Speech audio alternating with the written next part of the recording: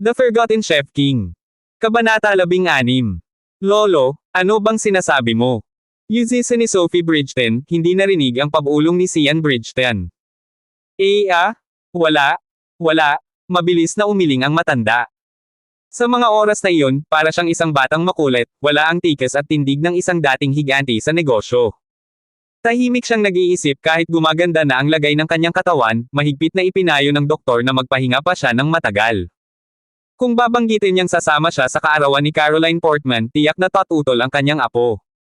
Pero, paano niya palalampasan ang pagkakataong matikman ang pinakamahusay na inihaw na tupa? Kaya't nagpa siyang palihim na pupunta roon. Habang inaasikaso ni Sophie ang paglilinis ng kwarto, kasama si Lolo Sian, maingat niyang inayos ang mga gamit. Kahit trabaho iyon ng mga nurse, hindi siya mapalagay hanggat hindi niya muling inaasikaso ang paligid. Pagdating niya kanina, may dala pa siyang mga sariwang daffodils upang palitan ang tuyong bulaklak sa may gilid ng kama. Aba, tama na yan, huwag mo akong bantayan dito nang parang binabantayan ng hari, wika ng matanda, nakahiga habang pinagmamasdan siya. Hindi ba tinawagan ka ng master mo kanina? Sige na, umalis ka na. Nang banggitin niya ang salitang master, may halong biro at pang-uuyam ang kanyang tono. Sa kanyang isip, hindi niya lubos maisip na ang binatang may mahiwagang galing sa pagluluto ay tatanggap ng isang simpleng apo niya bilang alagad. Ngunit ngumiti lang si Sophie, waring kampante. Lolo, maghintay ka lang. Kapag natuto na ako ng husto kay Master, ako na mismo ang magluluto para sa iyo ng masasarap na pagkain. Napangiti rin si Lolo Sian, bagamat may pait sa kanyang ngiti.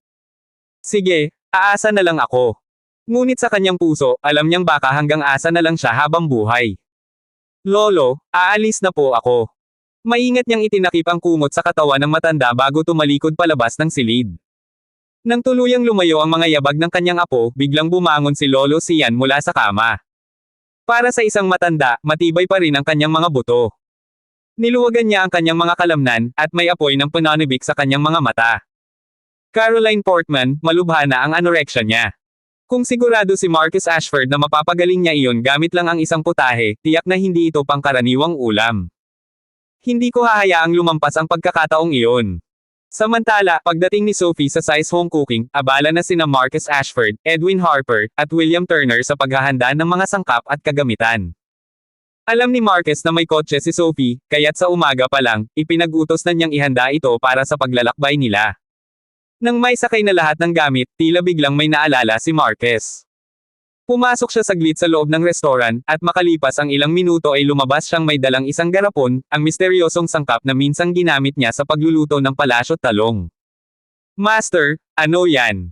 Halos mapatigil sa pagtitig si Sophie, may halong pagkamausisa. Hindi niya nakita kung paano ginamit iyon dati dahil siya'y naliligo noon.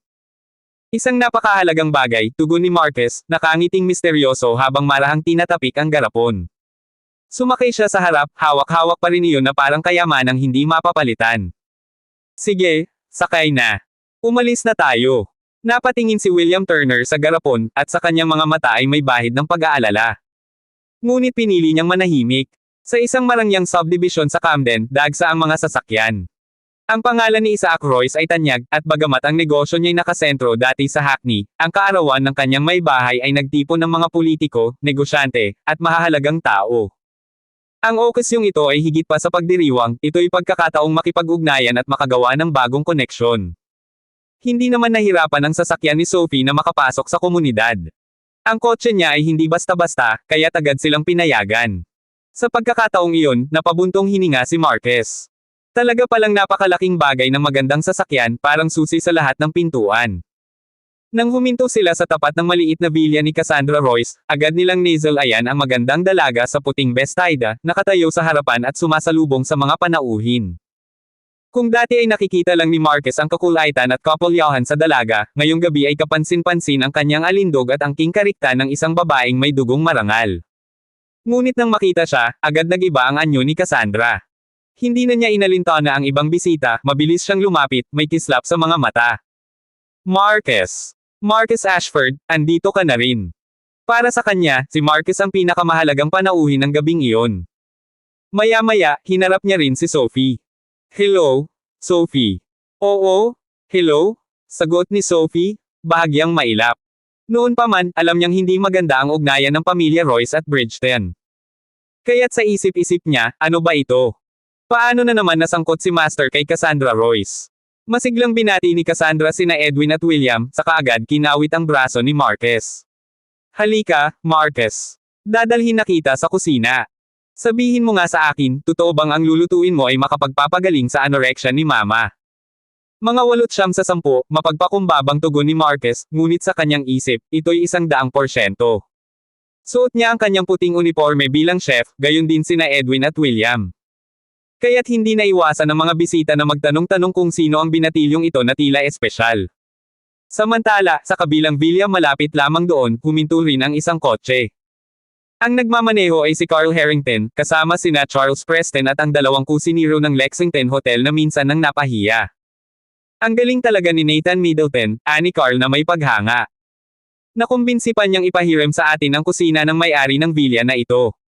Kaya nating lutuin ang putahe mismo sa lugar. Ngumisi si Charles Preston. Huwag kang mag-alala, Carl.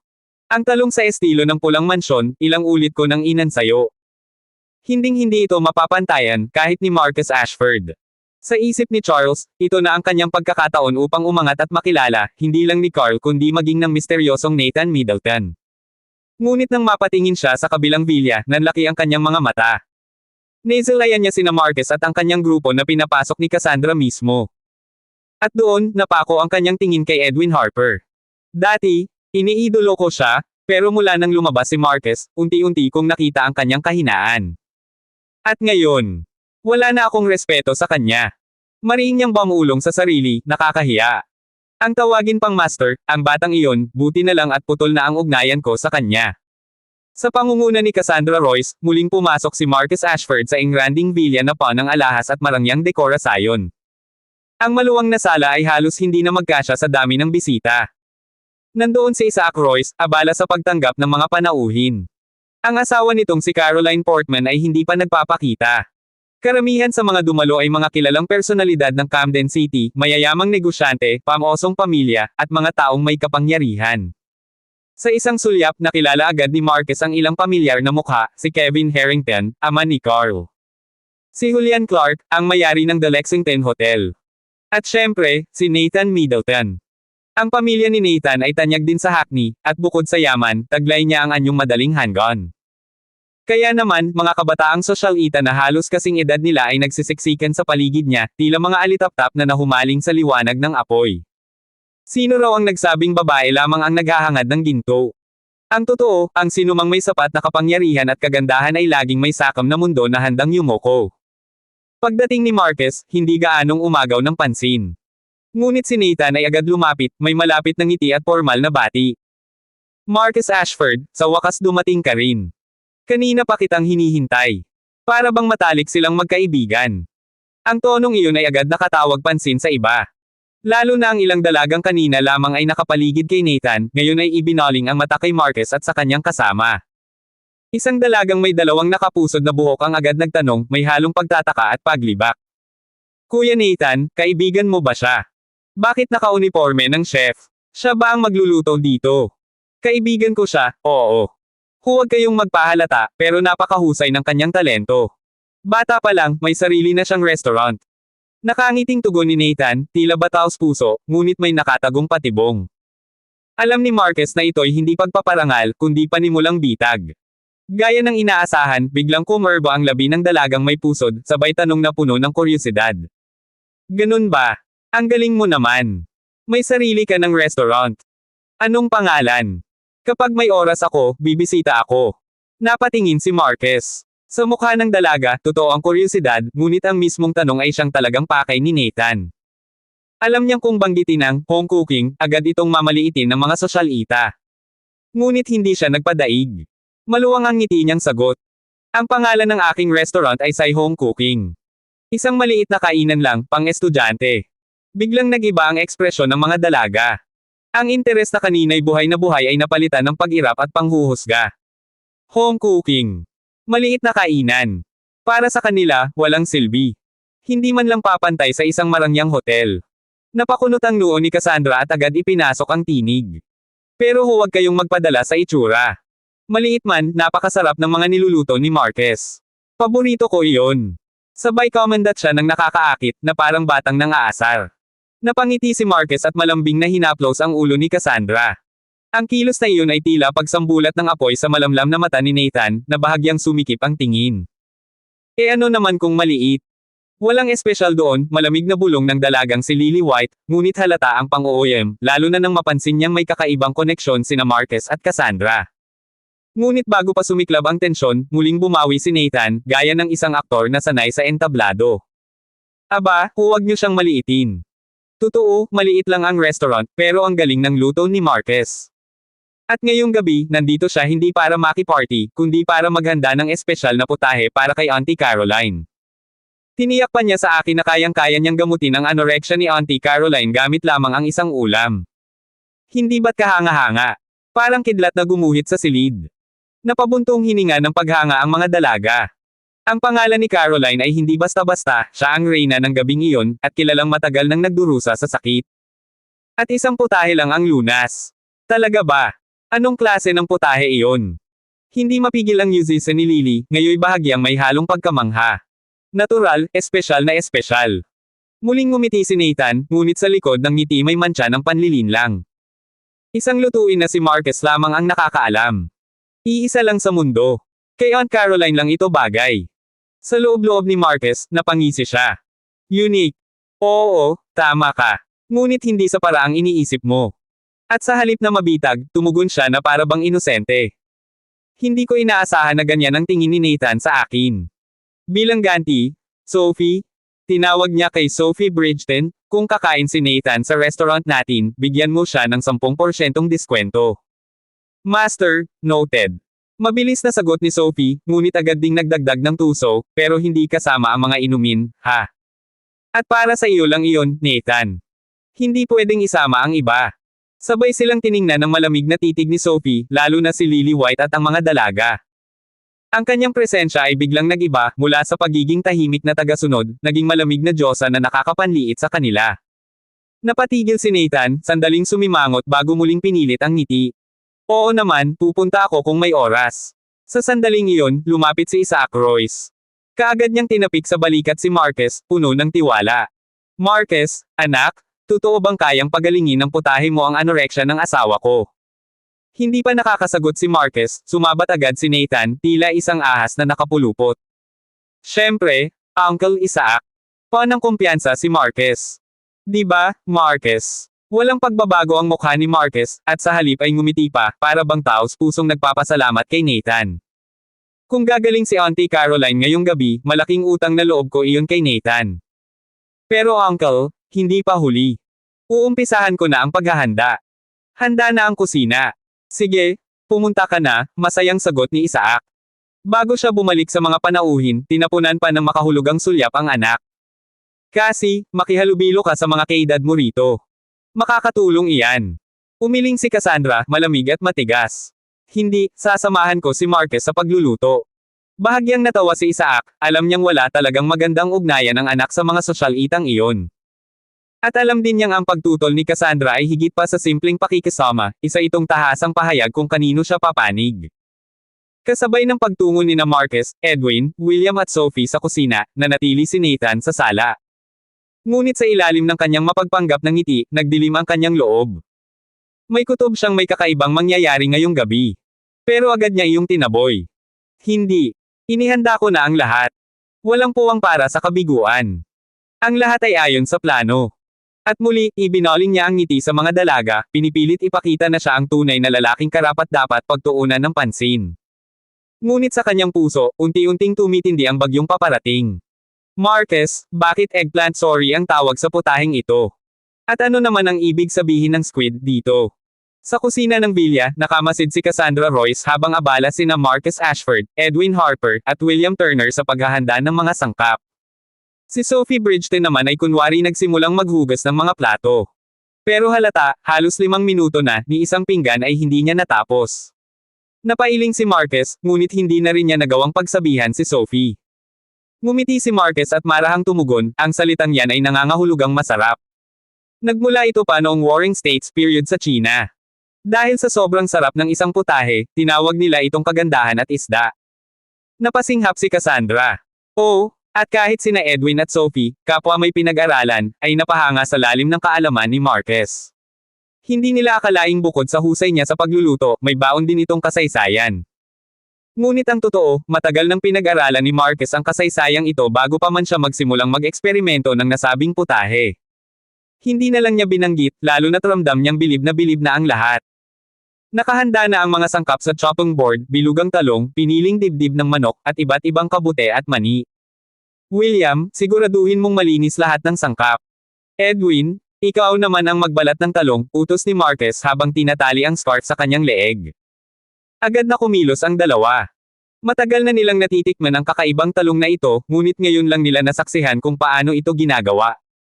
Alam ni Edwin ang kahalagahan ng recipe, kaya't kahit interesado siya, lagi niyang iniiwasang silipin ang proseso. Si William naman, ilang beses nang nagtangkang manilip, pero palagi ring napipigilan ni Edwin. Ngayon lang ipinakita ni Marquez ang buong sikreto ng putahe. Marquez, gusto ko ring tumulong. Masiglang sabi ni Cassandra, nakangiti at parang batang sabik. Ngumiti si Marquez at itinuro si Sophie. Sige, samahan mo na lang siya sa paghuhugas ng pinggan.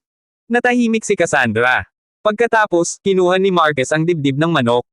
Hiniwa niya ito ng manipis, gumawa ng magagandang hiwa sa ibabaw bago tuluyang tadteran. Ang bawat galaw ay mabilis, tiyak, at punong-puno ng kumpiyansa, tila ba isang mandirigmang humahawak ng espada. Namangha si Edwin. Sa restaurant, madalas siyang taga-hiwa ng gulay. Ngayon lang niya nasalayan ang tunay na, anyong mandirigma, ni Marquez. Si William, na dati nang humahanga sa kanya, ay lalo pang napabilib. Nang matapos, nilagay ni Marquez ang tinadtad na manok sa mangkok at binuhusan ng puti ng itlog. Ito ang tinatawag na hanging paste, paliwanag niya. Para mapanatili ang katas at linamnam ng manok. Tahimik na nakikinig si Edwin habang tuloy sa pagbabalat ng talong. Nang matapos, ipinasa niya ito kay Marquez, at mabilis itong hiniwa ng pantay-pantay. Ang tunog ng kutsilyo ay parang musikang sumasayaw sa hangin, dun. Dun. Ding. Ang bawat hiwa ay simetriko, makinis, at halos parang sining. Habang ibinababad ni Edwin ang hiniwang talong sa maalat na tubig, nagsimula na si Marquez sa tunay na pagluluto. Mainit ang kawali, at sa sandaling mailubog niya ang talong sa ginawang mantika ng manok, kumalat ang nakakabighaning amoy. Napalunok si Cassandra, halos madinig ni Marquez ang ingay ng lalamunan nito. Mabilis na naging gintong dilaw ang talong. Nang alisin ito mula sa kawali, ito'y punong-puno ng mantika at linamnam. Sumunod, inilagay niya sa kawali ang mga kabute, mani, at manok. Habang iniikot niya ang kawali, biglang sumiklab ang apoy. Boom! Napasinghap ang lahat.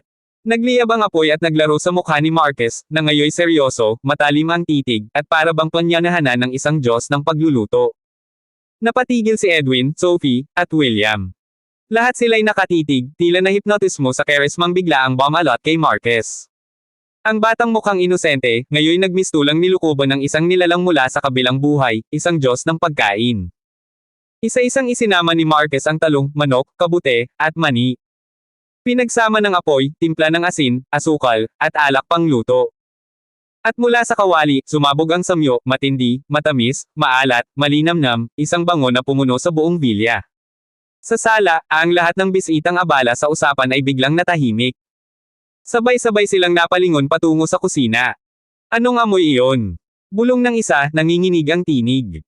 Si Caroline Portman, na nagpapahinga sa itaas, ay bumaba rin agad, dala ng halimuyak na tila humihila sa kanyang kaluluwa. Ngunit bago pa mailabas ang putahe, dumating sina Carl Harrington at Charles Preston sa villa ni Isaac Royce. At ang kanilang mga dala, ay tila banta na sisire sa engranding sandaling iyon. Ang biglang pagdating ni na Carl Harrington at Charles Preston ay agad na nakapukaw ng pansin sa lahat. Nang maamoy ni Nathan Middleton ang nakakagutom na samyo mula sa kusina, kinabahan siya. Ngunit nang sabay na pumasok ang dalawa, tila nabunutin siya ng tinak, at sinadyang hindi ba't iyan si Carl para magpanggap na walang koneksyon sa kanya. Carl, bakit ka nandito? Tanong agad ni Kevin Harrington sa anak, may halong pagtataka. Ngumiti si Carl, puno ng kumpiyansa. Dad, may dala akong regalo para kay Aunt Caroline. Isang plano ang baon niya, ang ipakita ang isang ulam na tiyak niyang ikabibilib ng mga magulang ni Isaac Royce, at sa parehong oras, ikakahulog ng mukha ni Chef Marcus Ashford. Regalo. Halos hindi makapaniwala si Kevin. Tumango si Carl at agad lumapit kina Isaac at Caroline. Mr. Royce, Miss Portman, Pasensya na't natagalan akong dumating. Pero may dala akong regalo na sigurado akong magugustuhan ni Miss Portman. Mataas ang kilay ni Isaac. Ano bang regalo ito? Malamig niyang tanong. Isang putahe, mariing sagot ni Carl. Putahe. Nagtinginan ang lahat, litong-lito. Ngumiti si Carl na parang may tinatagong alas. Isang ulam na makatutulong sa kondisyon ni Mrs. Portman. Sa anorexia niya. Parang bomba ang sumabog sa sala. Si Marcus din ay gumagawa ng putahe para sa anorexia ni Caroline at malinaw na ipinakalat ni Nathan Middleton ang balitang ito. Ngayon, keto at magdadala rin si Carl ng parehong tema. Pwede bang ganoon lang? Matagal ng problema ang anorexia. Bulungan ng mga bisita. Sumimangot si Isaac, ang tinig mabigat at mariin. Carl Harrington, niloloko mo ba kami? Nakaramdam ng tensyon si Carl, pero nang makita ang tahimik na kumpas ni Nathan, nagpatuloy siya. Mr. Royce, pinagpagyarin ko ang race iping ito. Naniniwala akong makakatulong kay Miss Portman. Pakiusap, hayaan niyong tikman niya. Nag-alinlangan si Isaac, ngunit bago pa siya makapagsalita, mahinahong tinapik ni Caroline ang balikat ng asawa. Nakangiti itong payapa. Nagmumukhang masarap naman, at naaamoy ko ang lutong ni Chef Marquez. Subukan natin, dear. Regalo ito, sayang naman. Napilitan si Isaac na tumango. Sige. Agad inilapag ni Charles Preston ang putahe sa mesa. May kumpiyansang titig siyang ibinato kay Julian Clark, ang may-ari ng The Lexington Hotel. Alam ni Julian ang lihim, dati nang ginamit ni Charles ang mga kinopyang recipe ni Marquez upang makapasok sa hotel. Kaya't nang makita niya ito roon, napaangat ang kanyang kilay. Ngunit tumango lamang si Charles, tila sinasabing, ito na ang aking sandali. Sa harap ng lahat, dahan-dahang inalis ni Charles ang takip. Ito ang eggplant dish na tinatawag na GMO's Feast. Binanggit ito sa nobelang The Dream of Red Mansions nang ihandog kay Grandma Cecilia. Akala ng lahat ay nawala na ang race iping ito, ngunit matapos ang mahabang paghahanap ni Carl at ang aking eksperimento, narito na muli. Isang putahe na tanging ako lang ang makakagawa. Ang tinig niya'y buo, walang bahid ng kaba, para bang isang mandirigmang ipinagmamalaki ang sandatang pag-aari ng iba. Ang mga bisita'y napako ang tingin sa lamesa. Ang anyo ng ulam, ang samyu nito na humalo sa halimuyak mula sa kusina, nag-udyok ng matinding pananabik. Ngunit ang lahat ng matay nakatutok lamang kay Caroline. Siya ang sukatan ng lahat. Huminga ng malalim si Caroline, may bahagyang pag-aalinlangan, bago sinubo ang isang kotsarang eggplant. Paglunok niya, napakunot ang noo nito. Ano ito? Tanong niya kay Charles. Agad itong sumagot, handa na ang sagot. Eggplant po, ma'am. Eggplant. Pero, hindi ko malasahan na eggplant ito. Nagtatakang ulit ni Caroline. Tumindig si Charles, ipinagmamalaki ang paliwanag. Iyan po ang hiwaga ng race iping ito. Maging si Grandma Cecilia sa nobela ay hindi nalasahan ang eggplant, pero eggplant pa rin iyon. Ganyan mismo ang nasa kasaysayan, at ngayon, nabuhay muli. Sumandal si Caroline, at dahan-daang ngumiti. Masarap, mas masarap pa kaysa sa mga ulam ng kilalang chef sa Hackney. Gusto ko pa. Parang gumuho ang kisame sa lakas ng hiyawan ng mga bisita. Ang kanyang sinabi ay mataas na papuri, sapat upang maging alamat ang sinumang chef. Sino pa ang mag-aalala sa anorexia? Napasinghap si Nathan at napangiti ng palihim. Si Carl na may nag-umapaw ang kumpiyansa, habang si Charles ay halos lumutang sa tuwa. Ma'am, dagdag ni Charles, puno ng yabang, ako po ay chef ng The Lexington Hotel. Gumawa pa kami ng mga bagong putahe. Kung nais ninyo, ipapatikim ko sa inyo ngayon. Ang mga bagong iyon ay malinaw na plagiarismo rin, kinupit at binago lang ng bahagya mula kay Marquez. Pero para kay Charles, ito ang sandaling magtulak sa kanya papunta sa rurok ng kasikatan. Napakindat siya kay Julian Clark, na tumango bilang tanda ng suporta. Ang pwesto ng head chef, akin na, bulong ni Charles sa sarili. Samantala, sa kusina, nagmamadaling ini-plate ni Chef Marcus Ashford ang kanyang sariling bersyon ng eggplant. Nang marinig ni Cassandra Royce ang hiyawan mula sa sala, sumilip siya at napatitig. Chef Marcus, bakit parang kapareho ng sa atin ang ginawa ni Carl? Ano? Halos sabay-sabay na singgal ni na Edwin Harper at Sophie Bridgeton, parehong nanlalalim ang mukha. Si Edwin, nang makita si Charles, ay nagdilim ang mukha. Bakit nandito si Charles Preston? Anong kalokohan ito? Tahimik lamang si Marcus, pero ang mga matay matalim. Halata. Kinopya nila ang mga putahe natin. Plagiarized. Singgal ni Sophie, halos manginig sa galit. Kung ganun, anong gagawin natin? Ngumiti lamang si Marcus, payapa, parang walang bigat ang lahat. Kung sa bagay, hindi lahat ng kinokopya, kayang pantayan. Bitbit ang kanyang eggplant, marahang lumakad palabas. Ngunit bago tumawid ng pinto, sandali siyang huminto at tumingin kay Sophie. Ah, Sophie? Malamig ngunit tiyak ang tinig niya, dalhin mo ang porcelain jar. Isang titig na parang nagbabadya ng unos. Nang lumabas si Chef Marcus Ashford mula sa kusina kasama sina Cassandra Royce, Edwin Harper, Garrett Stone, at William Turner, agad na napako ang tingin ng lahat ng nasa sala sa kanya. Ang bawat hakbang niya ay parang may dalang bigat, isang misteryong gustong matuklasan ng lahat.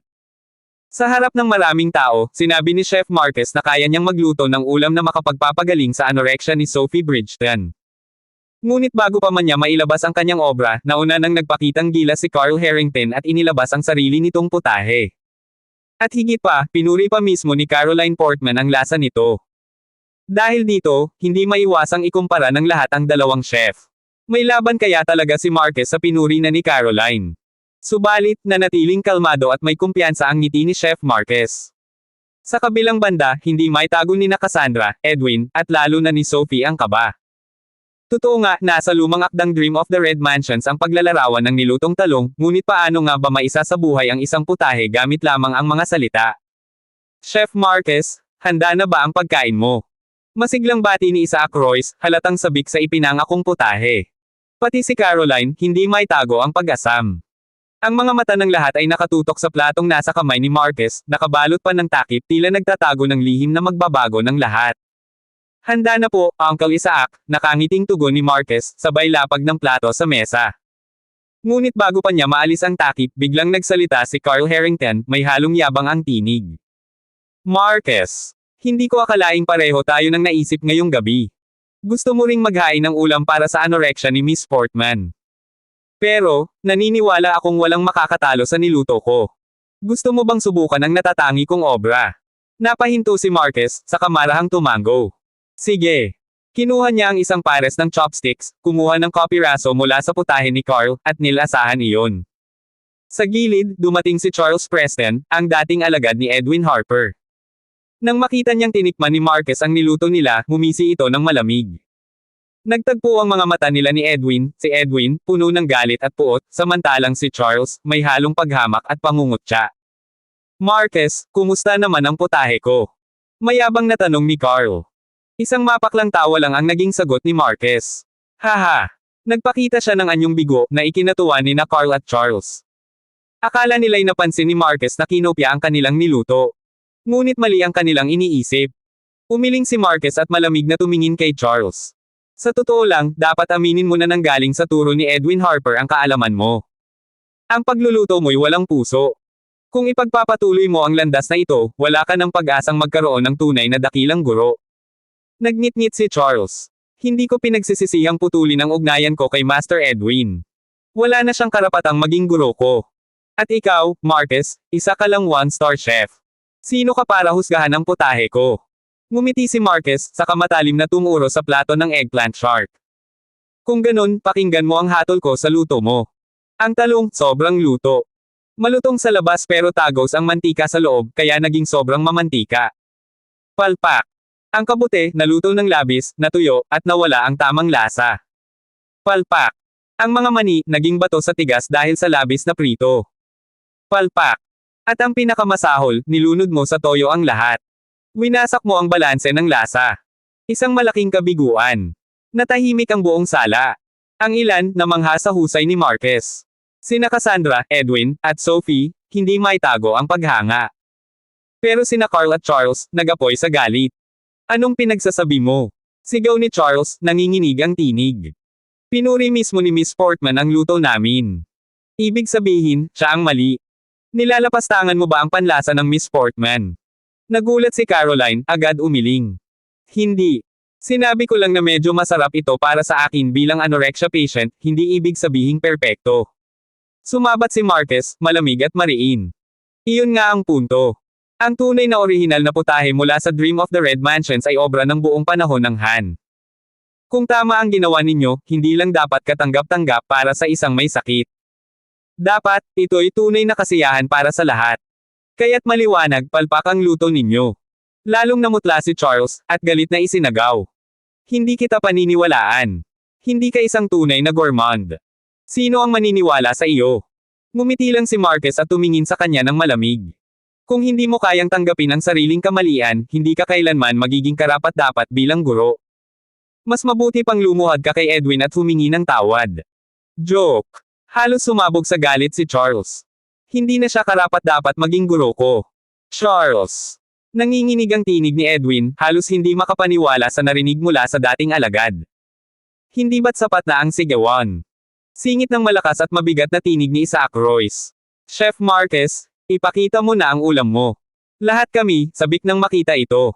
Lalong tumindi ang tensyon. Ang lahat ng paningin ay nakatuon kay Marcus. Ngumiti siya, marahang inangat ang takip ng plato, at sabay-sabay na napaigik ang lahat. Dalawang magkaparehong putahe ang nasa mesa. Marcus. Sigaw ni Carl, kunway nagulat. Ano to? Magkapareho ang ulam natin. Ibig bang sabihin, kinopya mo ako? Isa kang mandiraya. Ninakaw mo ang recipe ko. Kasabay ng pagsigaw niya, ang ilan sa mga panauhin ay agad na napatingin kay Marcus na may halong duda. Maging si Caroline at Isaac ay bahagyang natigilan. Sa gilid, isang batang babae na may dalawang ponytail ang mapang-asar na ngumisi. Aba, akala ko pa naman unique. Plagiarism pala. Marcus, tanong ni Caroline, halatang naguguluhan. Ano ang ibig sabihin nito? Ngunit hindi natinag si Marcus. Nakangiti pa rin siya, malamig at puno ng kumpiyansa. Napakalinaw, aniya, habang dahan-dahan niyang tinitigan sina Carl at Charles. Isa lang sa dalawang putaheng ito ang tunay, at ang isa'y isang desperadong huwad. Napaawang ang bibig ng lahat. Hindi nila alam kung kanino papanig ang katotohanan. At sa gabing iyon, isang bagay ang tiyak, may isa sa kanila ang tuluyang malalantad bilang isang sinungaling.